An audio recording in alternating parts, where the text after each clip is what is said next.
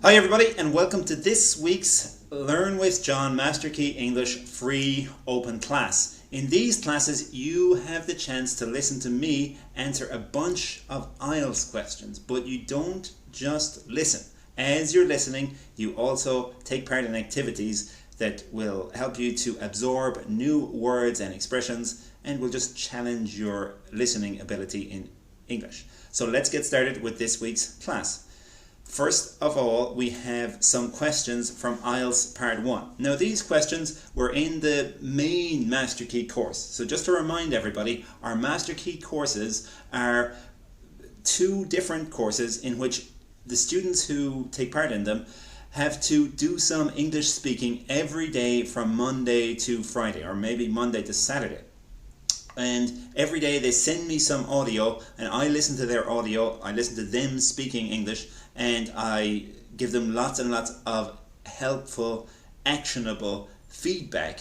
So pretty much every week they improve their English little by little, and the students who have been doing the course now for 5 weeks or more, or especially those students who have been doing the course now for about 10 weeks, they have shown significant improvements in their spoken English. So if you want to practice a little bit of spoken English every day, it should take you about 20 to 30 minutes every day, then you too can take part in the course. There are two different levels. So there's the climber's level, which is easier, not so difficult, and then there's the IELTS level, which is IELTS questions, so that's a bit more challenging. You can do whatever level fits you best. If you want to take part, then just follow me on Weixin, it's Learn with John, and send us a message and we will get back to you and tell you how to take part in these courses.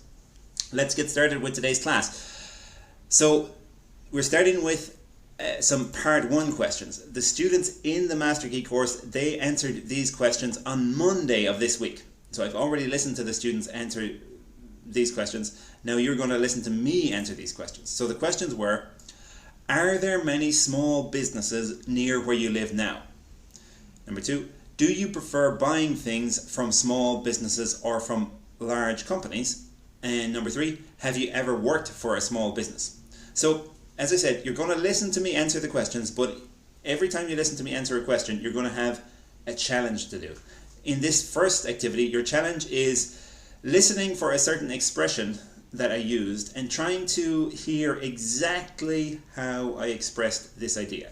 Trying to hear exactly the exact words that I used when I expressed this idea. And the first idea here is how, basically, this is what it means in Chinese. 我觉得周围有很多理发店、便利店和面包店. So, how exactly did I say that in English? You've got to listen to my answer now and try and find how I expressed this sentence in English.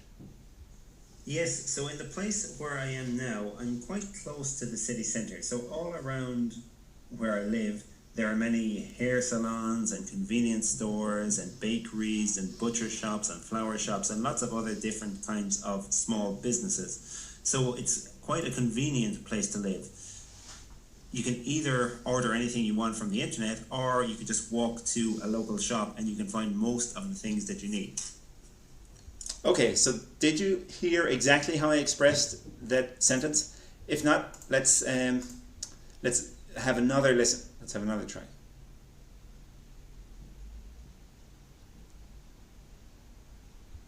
There are many hair salons and convenience stores and bakeries and butcher shops and flower shops and lots of other different kinds of small businesses. Okay, so there it was. And here is the exact sentence that I said. I said, all around where I live, there are many hair salons, convenience stores, and bakeries. Okay, so that's how you say those 3 things in English, those 3 places. All right, let's move on to the second question. So in the second question, at some point in my answer, I expressed this idea. 但是实际上，如今从大公司购物通常更方便. Okay, so how exactly did I say that? Let's have a listen.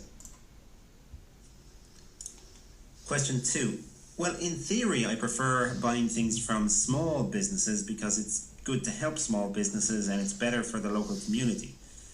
But in practice, it's generally a lot more convenient these days to buy things from large companies, Amazon being the main example in Western countries. But there are lots of different big companies that will sell you anything you want pretty much on the internet these days. So I'd probably buy more stuff from big companies, even though I like the idea of buying as many things as possible from local businesses. Okay, so if you weren't able to hear those exact words the first time, don't worry, you're going to hear that sentence again now.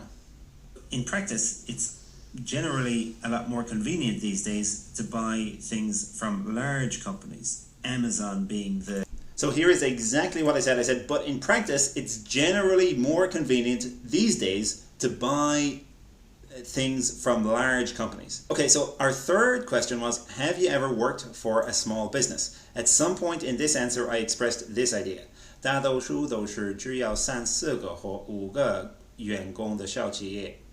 Okay, so how exactly did I say that in English? Let's have a listen again.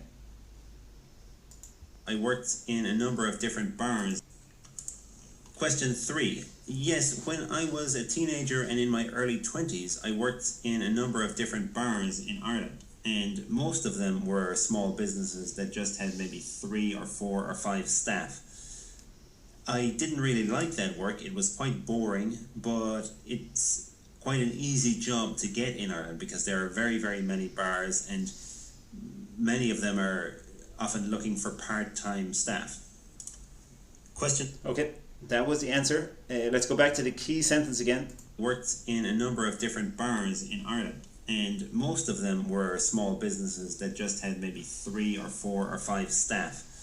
So in that answer, I talked about some of the jobs I did when I was younger, and I talked about, for example, some bars I worked in, and I said most of them were small businesses that had just maybe 3 or 4 or 5 staff. Okay, so that was it for part 1. Those are my 3 answers to the part 1 questions. In a moment, we'll move on to part 2, our second activity. Okay, the part 2 this week, this was the activity that the students in the Master Key course had to do on Wednesday this week. So this IELTS Part 2 topic was describe a skill you would like to learn in the future. Okay, so in a moment you're going to hear me talk about a skill I would like to learn in the future. But you've got an activity to do as usual. This time you've got to decide which of these phrases is correct, or which of these sentences in this case is correct. So we've got 3 options here. And in my answer, I used one of these 3. The other 2 I did not use, and the other 2 are not correct. The other 2 are not correct English. The other 2 have a problem. So you've got 2 chances to get this question right. You can either look at the sentences now, we'll look at them together, and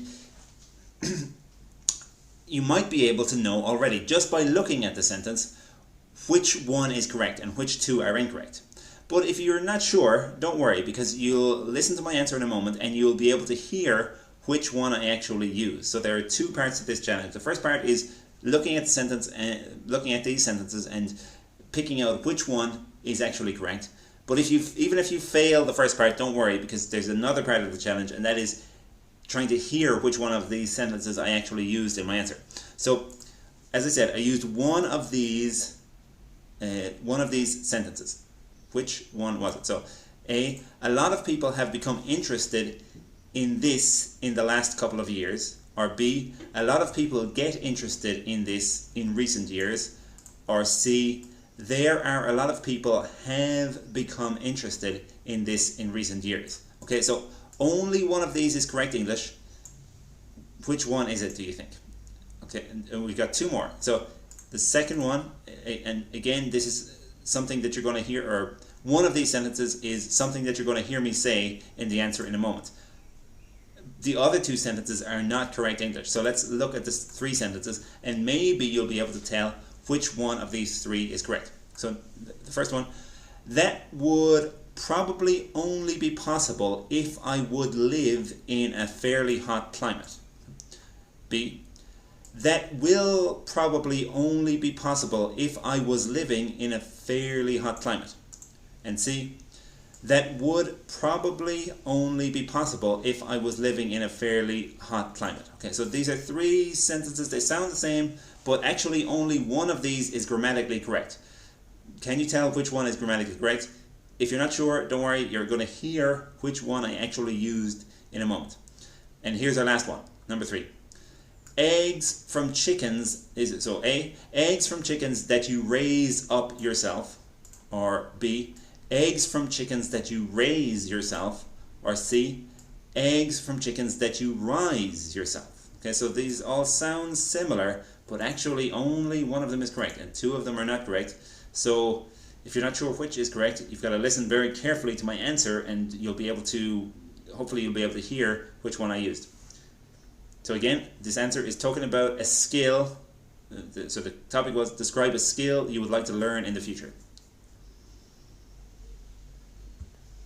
There are many things that I would like to learn in the future, but the one I'm going to talk about now is learning how to grow my own food.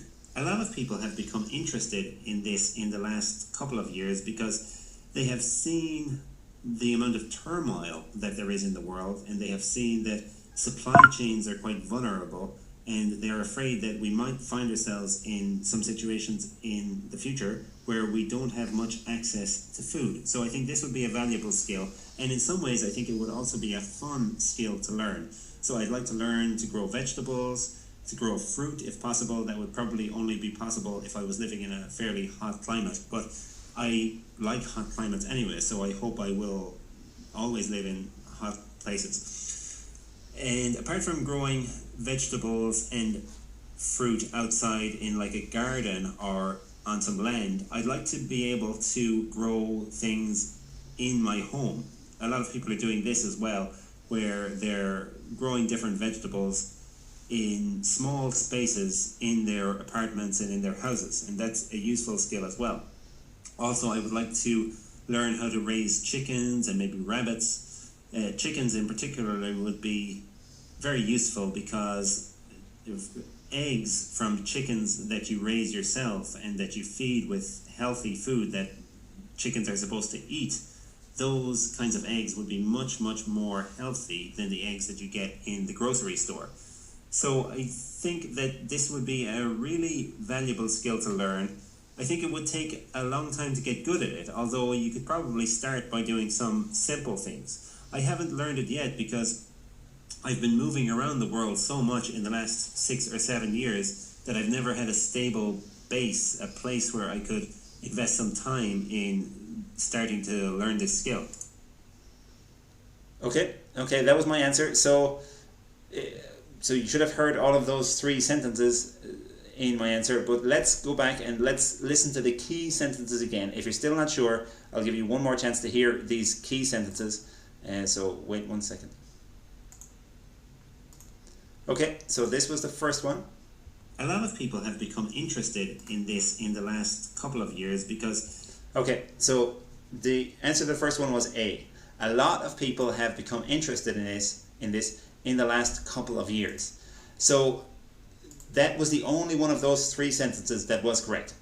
The second one was not correct. So this one, a lot of people get interested in this in recent years.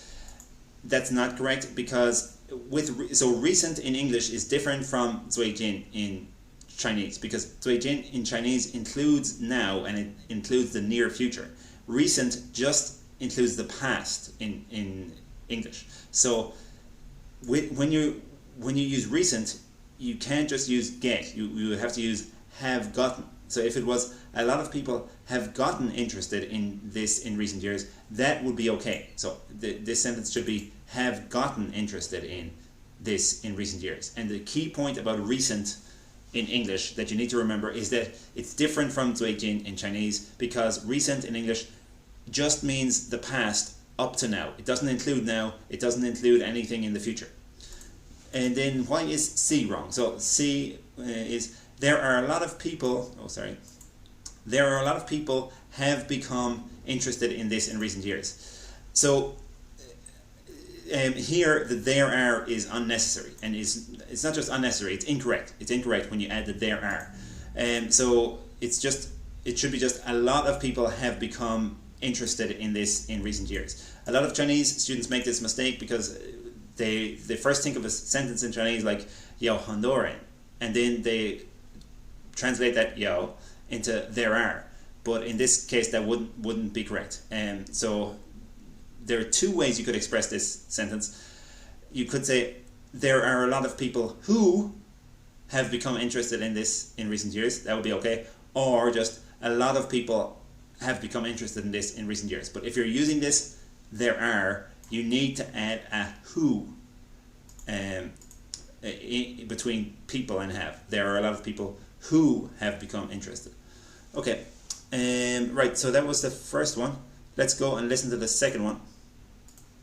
I'd like to learn to grow vegetables, to grow fruit if possible. That would probably only be possible if I was living in a fairly hot climate. But okay, so this second one was C. That would probably only be possible if I was living in a fairly hot climate. This is a very difficult sentence structure for Chinese students to get, especially for them to use when they're speaking or writing. And the vast majority of students can't use this sentence correctly. So if you can learn to use this kind of sentence correctly, that would be a big boost for your English. So why is the first one not correct? Why is A not correct? So that would probably only be possible if I would live in a fairly hot climate. So this kind of sentence needs would, because here I'm talking about having my own garden and having my own chickens and growing vegetables indoors and all those things. I don't do any of that now. So I'm imagining this situation. This is a possible future situation. Maybe it will happen, maybe it won't happen. I don't know, but I'm imagining it. That's why we need to use would in this instance. When you're imagining something that might happen in the future, maybe you hope it happens in the future, in that kind of situation, you should use would, because you're imagining this thing that is not real yet. You're just thinking about it, and it might happen in the future. So you should use would, but you shouldn't use it twice. There's no need to use it twice. You should only use it once. So like in our sentence. So it's that would be possible if, and the tricky thing is the verb then needs to go into the past. So that would probably only be possible if I was. So even though, and this is really weird, even though I'm talking about the future, I'm talking about a potential thing, a thing that maybe might happen in the future, when we're using this kind of grammar, when we're talking about the possibility of something that might happen, so we're using would. When we use would, we need to put the verb into the past. I don't know why. It kind of doesn't make sense, but that's what we need to do. So we have to say that would be possible if I was. That would be possible if I was. So that's why C is correct, because the verb is in the past and it has would, so C is correct. Now what's wrong with B? That will probably only be possible if I was living in a fairly hot climate. So will and was don't go together. So was, that because it's the past form of the verb, that goes with would. So we're talking about an imagined state in the future. So will, so would and was, they go together. With will, we use will when we're talking about something that we're sure of, we're very, very confident it will happen, or we think it's very likely to happen. There's a high probability that it will happen. So it's like a plan. It's something that we really have a concrete plan for. That's when we use will. But when we use will, we should not use was. We should not use was. So for example, if I was talking about my plans for next month, and my plan for next month was to start a garden, and I really had a concrete plan for this. I was sure I was going to do it. I had already bought a bunch of stuff. I was sure that this was going to happen. Then I could say, and I was saying, let's see, I'm hoping to grow tomatoes. I'm hoping to grow tomatoes, but that will only be possible if I can get the right seeds, or something like that. Now here I've got a concrete plan for something that I really want to do next month. So then I can use will. But when I use will, I should not use the past tense. I should use the present tense. So in the example, that will only be possible if I can get the right seeds. So with will, when you're talking about a thing that you really plan to do, or a thing that you think is very likely to happen, you use will, but you don't put the verb into the past tense when you use will. You keep the verb in the present tense. Okay, so that was the second one. Now let's listen to our third one about eggs and chickens. Very useful because eggs from chickens that you raise yourself and that you feed with healthy food that... Okay, so this one was B. Eggs from chickens that you raise yourself. So this is a common vocabulary problem for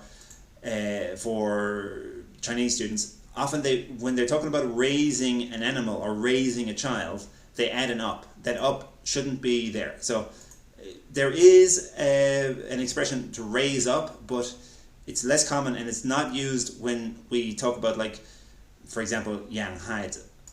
We don't say raise up children, and we also don't say raise up chickens or raise up a dog. It's just raise, not raise up.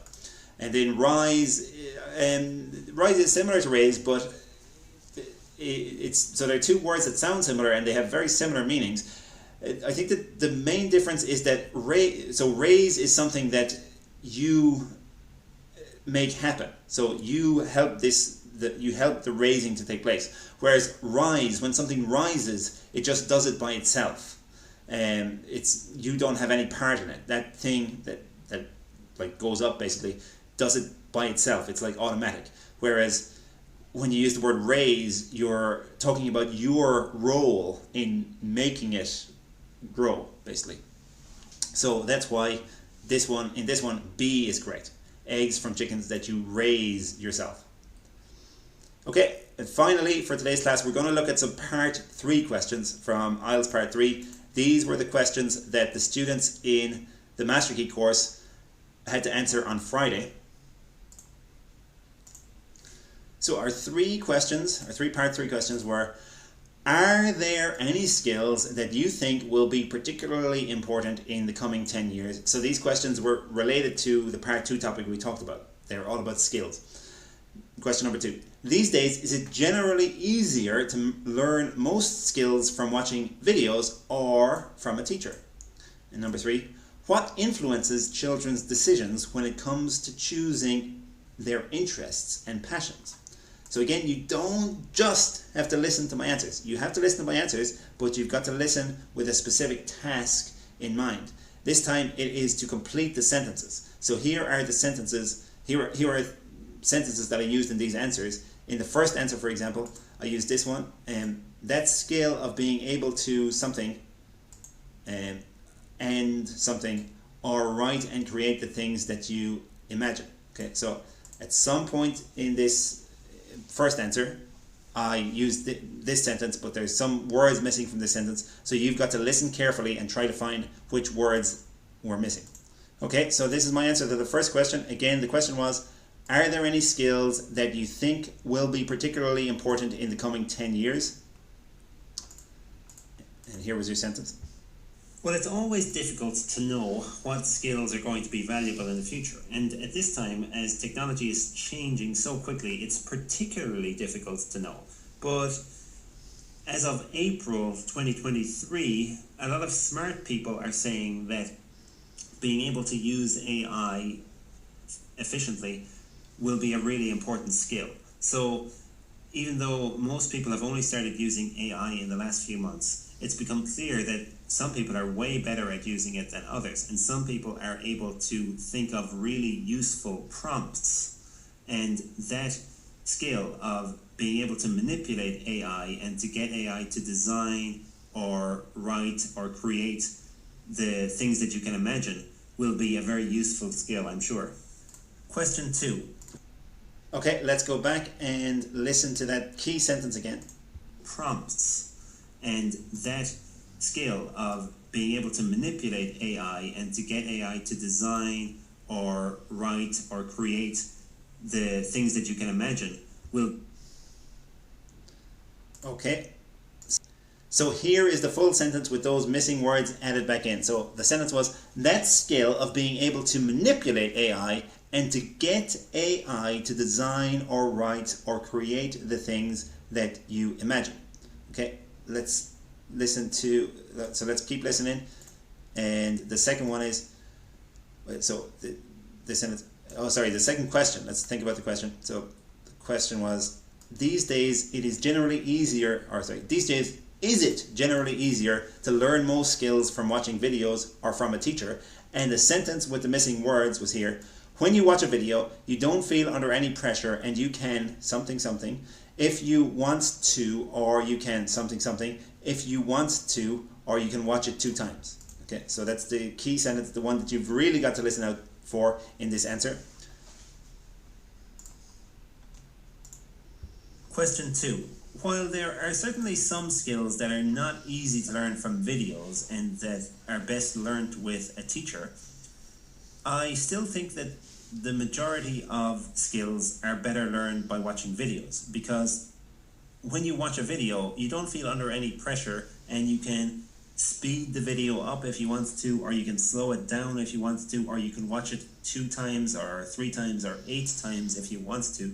So it's a more relaxing environment. And also, if you're watching a video, then the video is probably quite popular and it's likely to be a video published by somebody who's world class at that skill.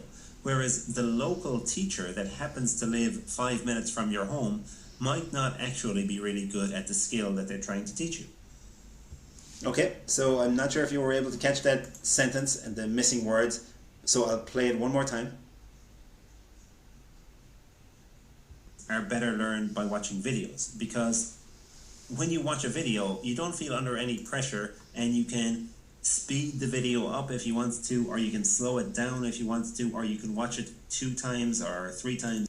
Okay, so here is the full sentence with those words added back in. So it's, when you watch a video, you don't feel under any pressure and you can speed the video up if you want to, or you can slow it down if you want to, or you can watch it 2 times. So basically, speed it up means, to speed up a video means to make the video go faster, and to slow it down means to make the video go slower. Okay. So we've got one more. So our third question, the third question you're going to hear me answer, the question was, what influences children's decisions when it comes to choosing their interests and passions? And so in my answer at some point I said, children in India are something something interested in cricket and something something interested in wrestling. Question 3. Well, probably nothing influences a child's decisions in regards to what he or she becomes interested in more than the environment they grow up in or the culture that they grow up in. So if you take sports, for example, children in India are very likely to become interested in cricket and quite unlikely to become interested in wrestling. Whereas in Iran, the opposite is true. And you can see this around the world where certain sports are popular in certain countries and the children of those countries are much more likely to take up those sports than take up some sport that's not popular. Then, as well as the culture in the area where they grow up, the things that their parents are interested in and the things that their friends are interested in also have a huge influence on what a child is likely to become passionate about. Okay, so let's listen to the key sentence one more time. I think this was a pretty easy one. Hopefully you were able to get it. They grow up in. So if you take sports, for example, children in India are very likely to become interested in cricket and quite unlikely to become interested in wrestling. Whereas in...